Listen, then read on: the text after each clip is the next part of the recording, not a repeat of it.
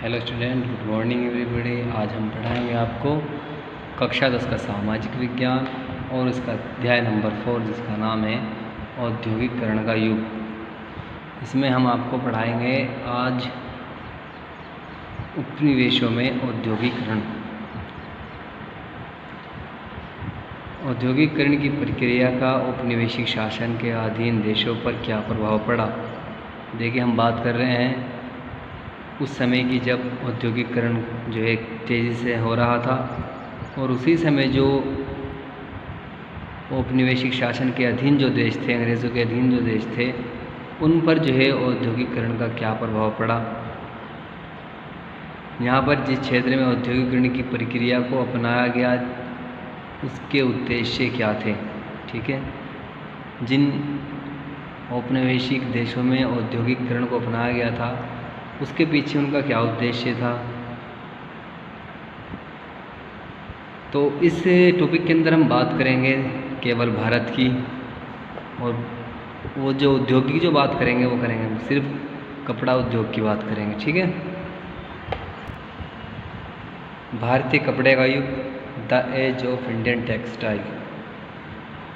कपड़ा उद्योग में भारत का स्थान बहुत ही उच्च कोटि का था। देखिए, अगर हम बात करते हैं भारत की और कपड़े के क्षेत्र में अगर बात करते हैं तो भारत का जो है उच्च कोटि का स्थान था कपड़े के मामले में, किंतु मशीन पर आधारित उद्योग के युग से यह मंदा पड़ने लगा था। देखिए, जब मशीनें आ गई, मशीनों के द्वारा कार्य होने लगा, तो भारत का जो कपड़े का व्यापार था उसमें क्या हुई, कमी पैदा हो गई थी। भारत में रेशमी और सूती कपड़े का अंतर्राष्ट्रीय बाजार में प्रमुख स्थान था। देखिए, अगर हम बात करते हैं भारत के कपड़े, सूती कपड़ा और रेशमी कपड़े का, तो अंतर्राष्ट्रीय बाज़ार में जो है भारतीय कपड़े का प्रमुख स्थान था। बहुत से देशों में मोटा कपास उत्पन्न होता था, परंतु भारत में उत्पन्न होने वाला कपास महीन किस्म का था। ठीक है भाई, जो भारत के अंदर जो कपास पैदा होता था वो क्या था भाई, बहुत ही उच्च क्वालिटी का था, बहुत ही महीन किस्म का था। आर्मीनियन और फारसी सौदागर, आर्मीनियन और फारसी के जो सौदागर थे, व्यापारी थे, वे पंजाब और अफ़गानिस्तान के रास्ते जो है पूर्वी फारस और मध्य एशिया के मार्ग से यहाँ की वस्तुएं लेकर जाते थे। यहाँ के बने महीन कपड़ों के साथ जो है वे ऊँटों की पीठ पर लादकर जो है अन्य दूर दूर देशों में जो है यहाँ के कपड़े को, यहाँ के सूती वस्त्र को या रेशमी कपड़े को ले जाते थे। माल भेजने वाले आपूर्ति सौदागरों के माध्यम से बंदरगाह नगर देश के अतिरिक्त क्षेत्रों से जुड़े थे।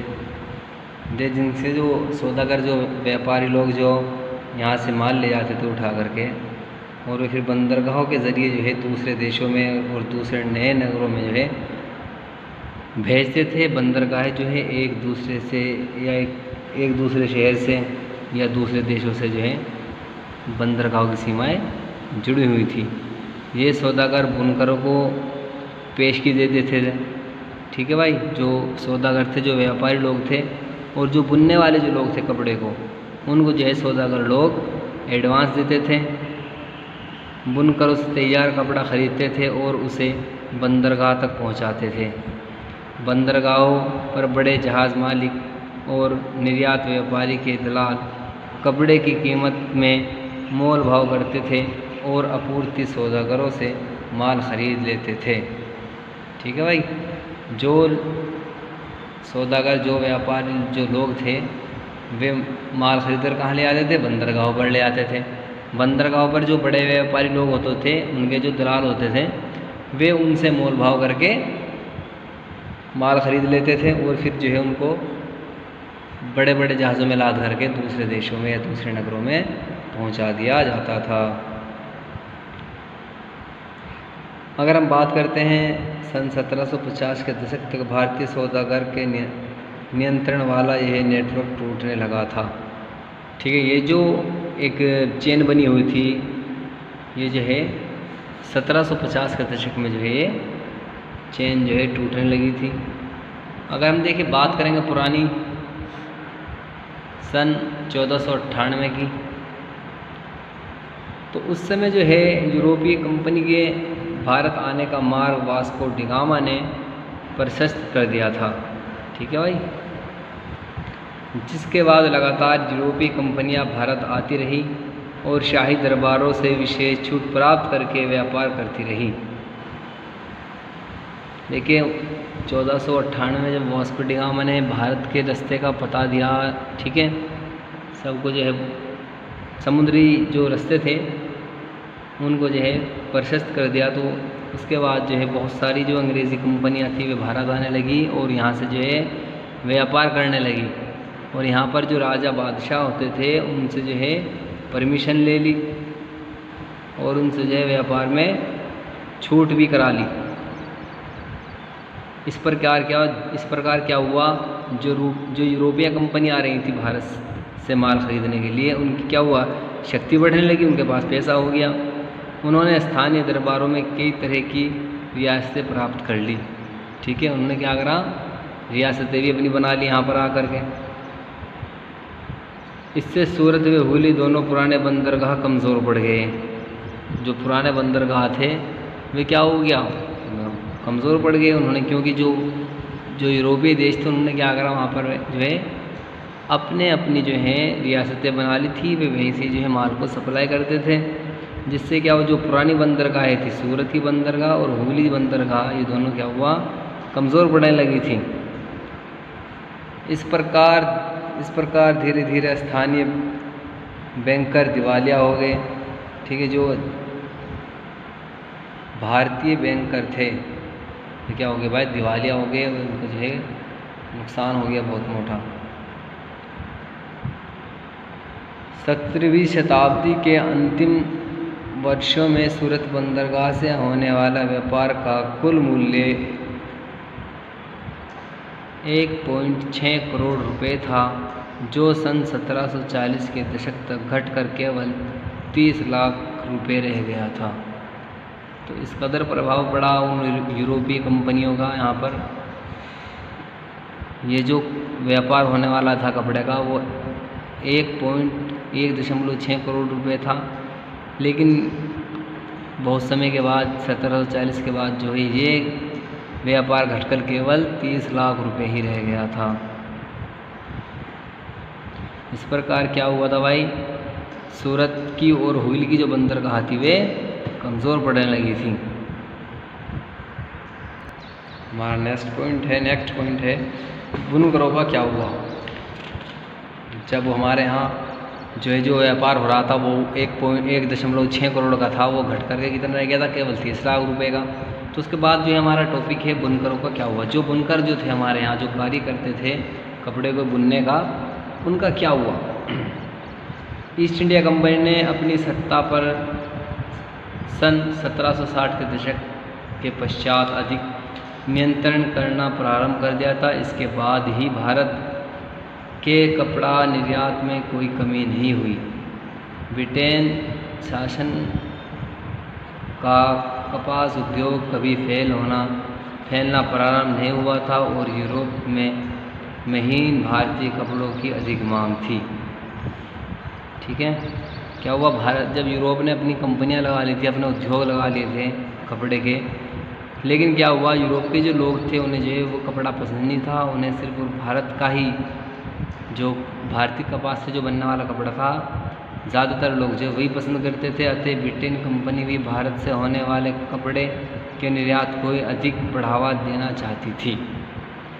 ठीक है, यहाँ पे जो ब्रिटिश कंपनी थी उसको भी ये था कि भारत के कपड़े को ही बढ़ावा दिया जाए। इसी प्रकार ईस्ट इंडिया कंपनी के उद्देश्य भयानक होते जा रहे थे। वे अपने राजनीतिक सत्ता को प्राप्त करना चाहती थी, जिससे वह व्यापार पर अपने एकाधिकार का दावा कर सकती थी। ठीक है, इसी चीज़ को प्राप्त करने के लिए ईस्ट इंडिया कंपनी ने नियंत्रण की एक नई व्यवस्था प्रारंभ कर दी। यही कार्य अनेक चरणों में किया गया जो इस प्रकार है। देखिए प्रथम चरण पढ़े हैं, ईस्ट इंडिया कंपनी ने कपड़ा व्यापार में सक्रिय व्यापारियों और दलालों को समाप्त करने तथा बुनकरों पर अधिक प्रत्यक्ष नियंत्रण स्थापित करने की कोशिश की। कंपनी द्वारा बुनकरों पर निगरानी रखने, माल एकत्रित करने और कपड़ों गुणवत्ता जांचने के लिए वेतनभोगी कर्मचारियों को नियुक्त कर दिया, जिन्हें गुमास्ता कहा जाता था। द्वितीय चरण, कंपनी को अपने व्यापारिक एकाधिकार को कायम रखने के लिए अनेक कदम उठाने पड़े, जैसा कि कंपनी द्वारा कच्चा माल बेचने वाले बुनकरों को दूसरे खरीदारों के साथ व्यापार करने पर रोक लगा दी गई। इसके लिए उन्हें पेश की रकम दी जाती थी। एक बार काम का ऑर्डर मिलने पर बुनकरों को कच्चा माल खरीदने के लिए कर्ज दे दिया जाता था। जो बुनकर कर्ज लेते थे उन्हें स्वनिर्मित कपड़ा गुमास्ता को ही बेचना पड़ता था और वे बुनकर उस कपड़े को अन्य व्यापारियों को नहीं बेच सकते थे। तो ईस्ट इंडिया कंपनी ने भारतीय बुनकरों पर जो है कई तरह के प्रतिबंध लगा दिए। जैसे ही काम का सीज़न होता था तो जो एजेंट थे ईस्ट इंडिया कंपनी के, वे बुनकरों को जो है एडवांस रुपए दे देते थे कच्चा माल खरीदने के लिए। तो जब भारतीय बुनकर कच्चा माल खरीदते थे, उसको तैयार करते थे, तो जिन लोगों से जिससे भारतीय बुनकर कर्ज लेते थे वे जो है उसी को माल बेचते थे, ना कि किसी दूसरे व्यापारी को अपना माल नहीं बेच सकते थे। तो इस प्रकार के बहुत सारे प्रतिबंध लगाए, जिससे क्या हुआ, भारतीय बुनकरों को जो है बहुत ज़्यादा जो है समस्या आने लगी। अगला पॉइंट है हमारा भारत में मैनचेस्टर का आना। Manchester comes to India.